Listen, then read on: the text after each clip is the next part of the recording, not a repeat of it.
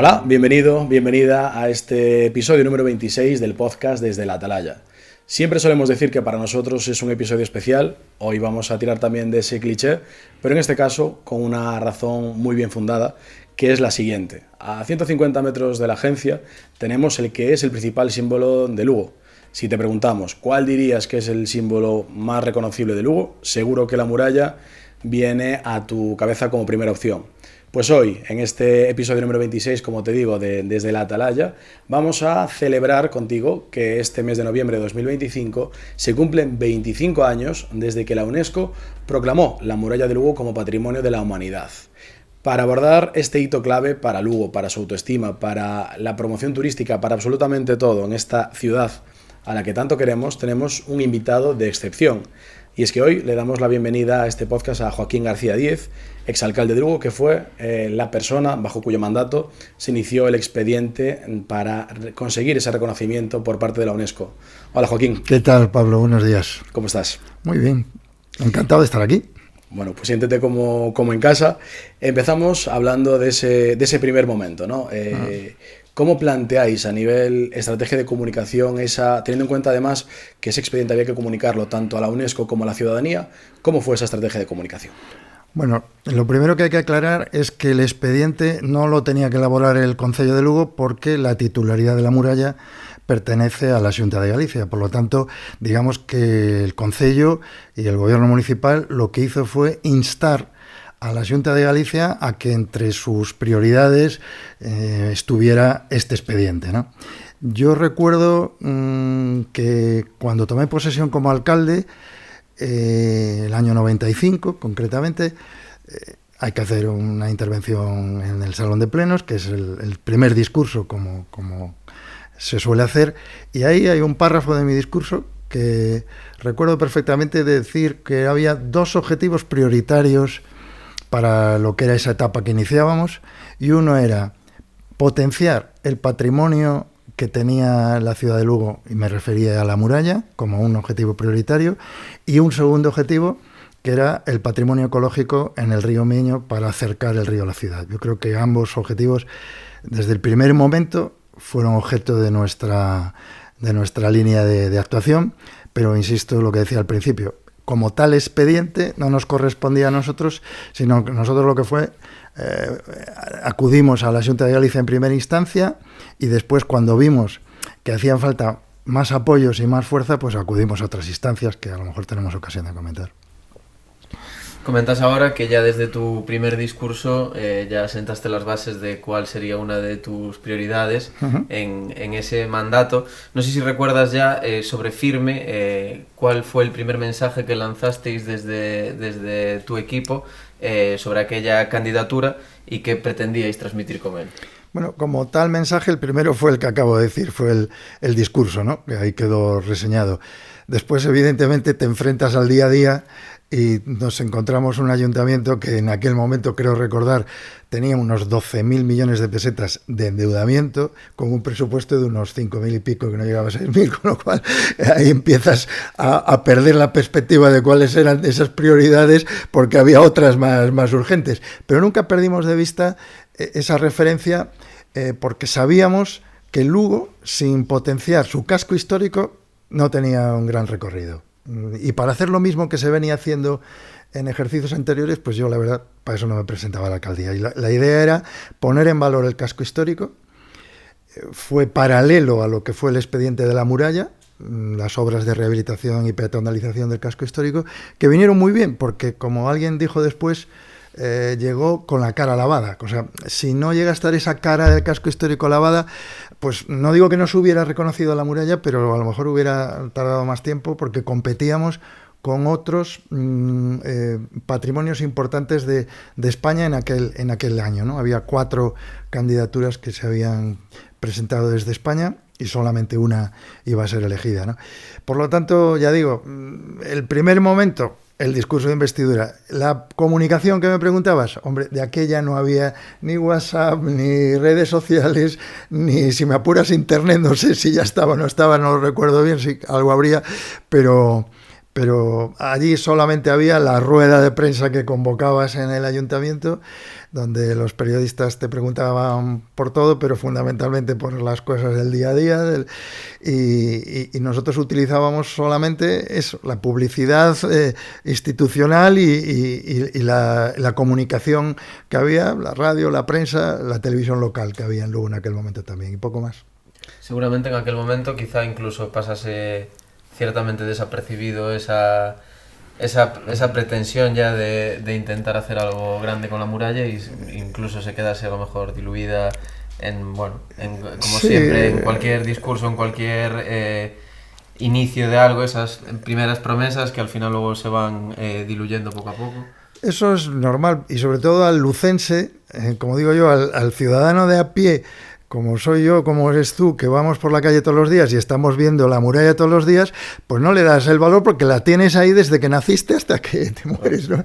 Entonces, ¿quién le da valor? El que viene por primera vez y se encuentra este espectacular monumento delante y dice, oh, esa es la expresión más que yo más he escuchado, es oh, ¿no? Entonces a los lucenses no se la escuché nunca, y había que poner en valor, había una frase mía que la reiteré muchas veces, que era incrementar la autoestima como lucense de lo que teníamos en Lugo, ¿no? Siempre estábamos cansados de escuchar, es que La Coruña, qué bonito es, que lo es, ¿no? Pero yo no escuchaba a la gente en Lugo cuando traía invitados o cuando acompañaba a algún visitante o familiar, ven que te voy a enseñar esto, ven que verás qué tal. Y eso empezó a cambiar, y fue en parte a esa transformación del casco histórico que hacía mención yo antes. Hablabas de que no había WhatsApp, no había redes sociales, quiero decir, cualquier persona ahora mismo parece como impensable, ¿no? ¿Sí? Pues hablamos de hace 25 años, que no es tanto tiempo en... Bueno, empezamos hace 30, la alcaldía fue en el 95, claro. Y hace 30, sí. Pero... Y ahí nos comentabas antes, Joaquín, como que recurristeis a otras instancias. Hoy sería a lo mejor, ¿cómo se plantearía esta estrategia? A lo mejor, pues con influencers, redes sociales, viralidad. ¿Cómo conseguisteis en aquel momento que no había ni influencers, ni redes, ni nada, mantener vivo el espíritu de la gente y la preocupación por esto? Bueno, pues como decía antes, a través de los medios de comunicación les tenías que contar algo, ¿no? Y ese algo era, pues fui a ver a no sé quién, le pedí esto, o me ha contestado esto otro, o he ido a este congreso. Entonces, ahí, pues, que yo recuerde ahora, pues mira, en aquel momento era ministro de Cultura, Educación y Cultura, creo que era, el nombre del ministerio era Mariano Rajoy, y me fui a ver a Mariano Rajoy. Y le dije, oye, yo entiendo que tú eres de Pontevedra, pero Lugo es Lugo y tiene lo que tiene, ¿no? Ahí tuve un cabreillo cuando el plan Urban se lo llevó Pontevedra y no se lo llevó Lugo, y yo di una rueda de prensa muy sonada porque dije que dimitía como alcalde si en 3 meses la Xunta de Galicia no compensaba la pérdida del plan Urban, que era estatal, ¿no? Y vaya que sí lo compensó, que fue con lo que firmamos un convenio para hacer las obras que hicimos. Pero fui también a congresos de ciudades amuralladas en Europa, a 2 concretamente. Siempre cuento también una anécdota de que en una de estas ocasiones yo hice unas diapositivas. No creo que no existía el PowerPoint en aquel momento, pero llevábamos unas diapositivas. Las iba pasando y en un mal inglés pues yo iba explicando allí lo que era la muralla de Lugo.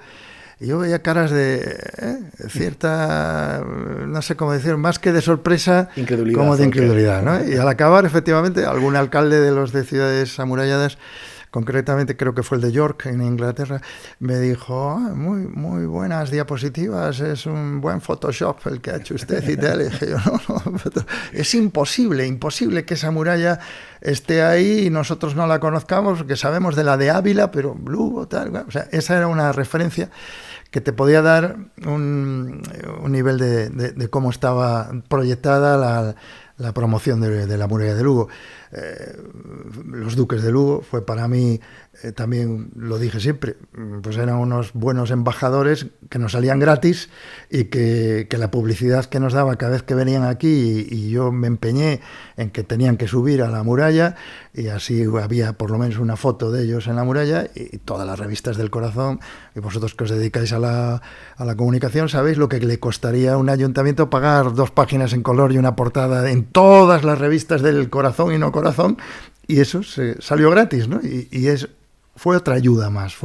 Entonces ya digo, vas sumando, que vas a ver a este, que vas a ver al otro, que venga, que hable. Congresos se hicieron en Lugo, al menos que yo recuerde, dos, uno organizado por el Eixo Atlántico y otro por me parece que fue la Confederación de Empresarios de Lugo, y tenían como objeto los cascos históricos. Entonces todo eso era comunicación, porque no había otra herramienta, ¿no? Y comentabas ahora hace un momento un poco la importancia o el papel fundamental que seguramente jugó ese despertar la autoestima lucense, que la gente se sintiese orgullosa de lo que había aquí. ¿Qué peso crees que pudo tener esa comunicación emocional, incluso por encima de la comunicación técnica que puede tener un proyecto como este? Yo creo que es fundamental. O sea, si el ciudadano, y aquí hay 100.000, se siente orgulloso de la ciudad en la que vive y le gusta enseñarlo, es como si tú te compras un coche que te encanta y quieres enseñárselo a tus amigos, o en tu casa cambias la cocina y estás deseando que venga alguien a ver tu cocina.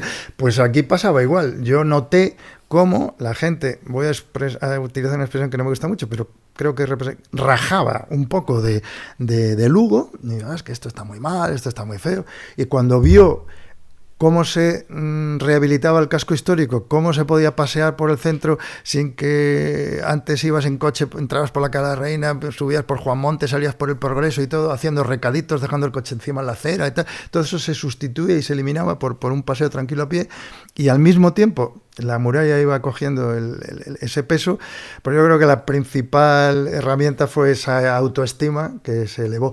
Ayudó mucho también, que la pasamos por alto, dentro de ese conjunto, la iluminación de la catedral. Fue la última hora que yo puse en marcha antes de dejar la alcaldía, y ahí lo dije, ¿no? Que esperaba que aquella luz, aquel faro que se iluminaba, pues guiara un poco lo que había sido el comienzo, porque nosotros no terminamos nada, empezamos, de lo que debía ser, a mi juicio, el futuro en Lugo, ¿no? Y en esa relación comentábamos ahora pues el tema de la autoestima de los lucenses. Creo que ahí también juega un papel importante el poder ver tu ciudad en medios nacionales, como claro, al margen de lo que era esa relación pues con el Progreso, con la Voz de Galicia más, o con las redes locales más cercana, ¿cómo trabajabais la comunicación a nivel nacional? Pues ya digo, como algunos acontecimientos captaban la atención de emisoras de radio nacionales, o venían cadenas de televisión que no era solo Telelugo o la Radio Televisión de Galicia, pues creo recordar, y pongo este ejemplo, que cuando en el mes de septiembre del año 95 recibíamos a la primera vez que venía doña Elena y don Jaime de Marichalar, que eran los en aquel momento duques de Lugo, pues la cobertura fue espectacular. Entonces, por poner un ejemplo, yo un día iba caminando por la muralla, que me gustaba siempre y lo sigo haciendo, pues ir de un sitio a otro, y aprovechaba el camino en vez de ir por la calle, pues iba por el Adarve, y me llamó Luis del Olmo, que era un periodista muy conocido en aquella época, llevaba un programa como puede ser ahora Herrera en COPE, pues en aquel momento era Protagonistas, era un programa de mucha audiencia, y me estaba entrevistando mientras yo iba caminando. Y me preguntó, descríbame, alcalde, descríbame cómo es la muralla. Y te digo, pues mire, precisamente ahora voy caminando por el lado. ¿Cómo? ¿Se puede andar por la muralla? Digo, sí, pero ¿cómo es? Y digo, pues mire, tiene una anchura en algunos sitios de 6 metros, 5, 4, y una altura tal. ¿Cómo? Sí, mire, ahora precisamente están pasando un grupo de escolares haciendo footing por aquí, por... Claro, pero la gente corre... O sea, ese tipo de mensaje sorprende, porque claro, si tú vas a Ávila, y no tengo nada en contra de la muralla de Ávila, pero el que lo haya podido hacer, ve que puede subir en 2 tramos de 50 metros, que para subir hay una escalera estrechísima, que el que sube tiene que ceder el paso al que baje, y hay un vigilante abajo y otro arriba para que no choque, porque además no tiene ni barandilla y te puedes caer. Hay que pagar por subir, y subes a un adarve de 1,5 metros, 2 metros, por 50 de largo, ¿no? Entonces, el que tenga esa imagen como muralla y de repente vea el pedazo murallón que tenemos aquí, pues le tiene que sorprender, ¿no? Entonces, cuando a este periodista tú le contabas cómo era y cómo se podía correr, pues es un ejemplo de comunicación a nivel nacional, porque ese programa lo escuchó mucha gente, ¿no? Yo estoy convencidísimo que el hecho de que declaren Patrimonio de la Humanidad, y ahora contaré otra pequeña referencia, que fue quizás de las cosas más negativas de todo el proceso, es tú figures en tu ciudad, y ahora ya tenemos 3, tenemos también el Camino Primitivo y tenemos la Catedral, pero el hecho de que tú aparezcas en una guía, hay mucho turismo internacional que viaja, igual que hay gente que va solo a paradores de turismo o a bed and breakfast o a no sé qué, pues hay gente que lleva su guía de Patrimonio de la Humanidad y va a los sitios Patrimonio de la Humanidad. El turismo en Lugo no apareció de la noche a la mañana porque Lugo tuviera otra cosa, no, es que entre otras cosas apareció por la Declaración de Patrimonio de la Humanidad. Y tú hoy vas a las 10 de la mañana, incluso antes, por el centro de Lugo y ves al del paraguas con 20 japoneses detrás, o coreanos, o estadounidenses, o franceses, que a lo mejor han hecho escala en un barco en La Coruña, claro, y han cogido una excursión facultativa a Lugo. Eso. Y decía que también tuvo su parte negativa cuando tú crees que todo el mundo va a tener receptividad hacia lo que tú vas a pedir. Y yo no voy a dar, ni los daré nunca, nombres, pero recuerdo personas con cierto protagonismo en todo el proceso, que cuando yo iba con cierta insistencia a decir que por favor agilizaran el expediente, me dijeron, pero mira que eres pesado, alcalde. Es una frase casi literal. Si no te van a dar ninguna subvención porque te declaren Patrimonio de la Humanidad. Aquello realmente hoy lo dices y es para colgar de un pino al que lo dijo, ¿no? Pero era lo que algunos podían pensar, que no valía para gran cosa el hecho de tener una declaración de Patrimonio de la Humanidad, ¿no? Me he enrollado más de lo que... No, está perfecto, y aparte creo que esa idea que decías, lo de mira que eres pesado, al final yo creo, y en comunicación trabajamos mucho con eso, ¿no? La comunicación justamente es repetir las cosas hasta que acaban calando en la mente del público, entonces vamos, ahí nos sentimos identificados contigo en eso, en esa etapa, vamos. Hay que ser, el otro día me recogía un medio de comunicación que había que dar mucho la lata, bueno, pues es una forma de decirlo, hay otras más burdas, ¿no? De lo de la mosca, esa que anda por ahí, pero las hay. Y comentabas antes una idea que me pareció muy interesante, que era la de esa iluminación de la catedral, que servía un poco, querías que sirviese un poco como faro para el camino que se había iniciado y que ahora había que continuar. Ahora ya con la perspectiva de los años, ¿qué lecciones de comunicación crees que le podrías dar en la actualidad pues a personas responsables de gestionar proyectos de puesta en valor de patrimonio? Bueno, para comunicar primero tienes que tener algo que vender, ¿no? Es lo que hablaba Pablo, o sea, tienes que tener un producto, y el producto cuanto mejor sea, pues más fácil se va a vender, ¿no? Entonces hoy, efectivamente, 30 años después de empezar nosotros en el ayuntamiento, 25 después de la declaración, hay muchísimas más herramientas para llegar a todas partes y a todos los perfiles de usuarios, ¿no? Desde los más niños hasta los más adultos. Entonces, digamos que ahí lo tiene más fácil. Pero claro, tienes que tener el producto. La muralla sigue estando ahí. La muralla tiene más de 2000 años, no tiene 25, tiene más de 2000 años.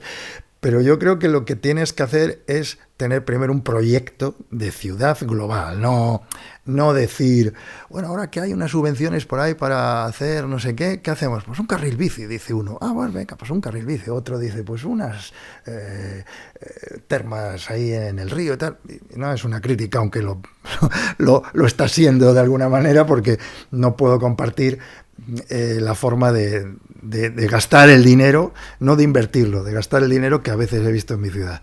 Entonces, lo primero, tener un proyecto de ciudad. Y con ese proyecto, pues vas haciendo pequeñas actuaciones, pero que tengan sentido dentro del proyecto. Entonces, si aquí hablamos de un patrimonio histórico, un patrimonio cultural, pues prepara un paquete de visitas donde la muralla sea el eje, pero también tenemos museos, tenemos otra serie de valores y de activos que no hay que despreciar. Y yo siempre añado, y ecológicos también. O sea, tenemos el río Miño, donde fue uno de los retos que a mí más me apasionó. A mí se me recuerda mucho por las obras del casco histórico, y yo siempre digo, oye, por favor, recordadme más por el Parque del Miño, porque a mí me gustaba más, ¿no? Será porque soy biólogo y andaba mucho también por el campo, pero me he desviado. Pero no sé si he contestado del todo, pero herramientas hay muchas más de las que había, muy rápidas, inmediatas. Le das a la tecla en el móvil y tienes colocado un vídeo, pero tienes que tener un producto. No me vale que nos acordemos de la muralla una vez al año, pues este año con más solemnidad porque son 25, el año que viene serán 26, pero no por eso la muralla tendrá menos valor de venta, ¿no? Al público. hablamos de producto, Joaquín, tenemos que ir terminando la conversación. Como ves, tenemos aquí una especie de altar de recuerdos de los diferentes invitados que han pasado por aquí. ¿Qué nos has traído a nosotros para recordar tu visita? Pues la verdad es que cuando me dijisteis que había que traer algo, yo dije, ¿qué les llevo? Unas castañas de los castaños que he plantado el año pasado, que han 2 o 3 kilos he sacado por ahí para hacer un magosto, pero he decidido al final que tenía en casa todavía algún ejemplar de la Constitución española, y como en los últimos 20 años de mi vida política pues fueron en el Congreso de los Diputados, y allí se legisla y se elaboró la Constitución en su día, y ahora parece ser que algunos quieren cambiarla, pues antes de que la cambien os traigo para la estantería 2 ejemplares, uno en miniatura y otro menos miniatura, para que lo coloquéis donde estiméis oportuno en vuestra estantería. Pues muchas gracias, Joaquín, por el detalle que nos traes y también por el tiempo que has compartido con nosotros. Creo que nos has dado una masterclass de marca ciudad, sí, y que hemos hablado de cosas muy interesantes. Yo además, como lucense, lo que decías, que la gente dice, wow, cuando ve la muralla.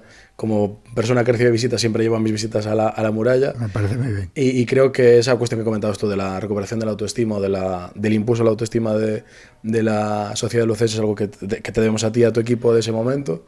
O sea que, bueno, doblemente agradecido por ese trabajo que hiciste. A vosotros, encantado de haber estado aquí. Muchas gracias. Muchísimas gracias. Gracias. Y nada, nos vemos en el siguiente episodio, que será ya el de diciembre, y que, bueno, traerá alguna sorpresilla. No sabemos si será candidata o no a Patrimonio de la Humanidad, pero seguro que a Patrimonio de Diversión por lo menos sí será.